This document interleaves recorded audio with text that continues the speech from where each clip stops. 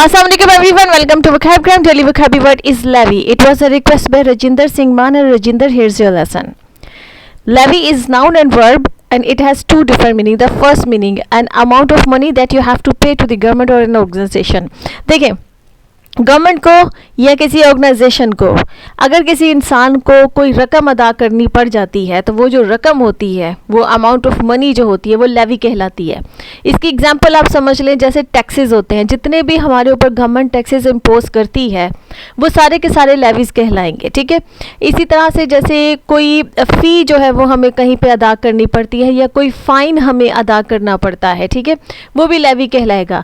जैसे कि अब अक्सर होता है ना कि आप ट्रैफिक रूल्स जो है वो ब्रेक कर दे, अगर खुदा न खास्ता, तो चालान हो जाता है. उस चालान पे जाके आपको एक फ़ी पे करनी पड़ती है, या उसको फ़ी कहेंगे या फ़ाइन कहेंगे, जो आपको पे करना पड़ता है क्योंकि आपने एक रूल ब्रेक किया है. ठीक है. तो वो भी लेवी कहलाएगा. इसी तरह से अगर किसी ऑर्गेनाइजेशन ने कोई रूल बनाया हुआ है और उस ऑर्गेनाइजेशन ने ये कहा है कि जो भी इस रूल को ब्रेक करेगा उसको ये पे करना पड़ेगा, या किसी भी और किस्म की किसी भी तरह से गवर्नमेंट ने कोई ऐसी कंडीशन रखी हुई है कि अगर ऐसा हुआ तो आपको ये अमाउंट पे करनी पड़ेगी, तो वो सारी जो अमाउंट्स हैं, वो रकम जो है वो लेवी कहलाएगी. ठीक है.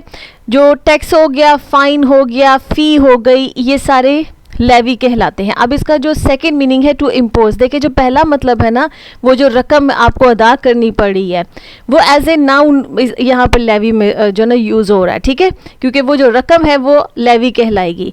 इसी तरह से टू इम्पोज, अब ये एक एज ए वर्ब जो है ना वो यूज़ हो रहा है कि टैक्स लगाना या जुर्माना लगाना, ये जो इम्पोज करना होता है ना, इसके लिए भी लेवी वर्ड यूज़ होता है. मतलब कि लेवी जो है वो एज ए नाउन भी यूज़ होगा और एज ए वर्ब भी यूज़ होगा. वो टैक्स या वो जुर्माना जो है वो भी लेवी कहलाएगा, और वो टैक्स लगाना या जुर्माना लगाना वो भी लेवी कहलाएगा. ठीक है. तो दोनों तरह से ये लेवी वर्ड जो है वो यूज़ होता है. आई होप कि आपको लेवी का मतलब समझ में आ गया. Let's see some examples.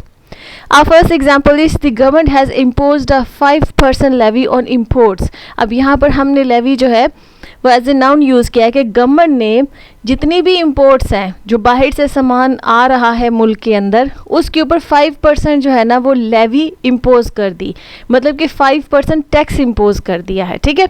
A second example is people are protesting against the levy taxes levied on food items. ठीक है. अब यहाँ पे जो लेवी है वो एज ए वर्ब यूज़ हो रहा है.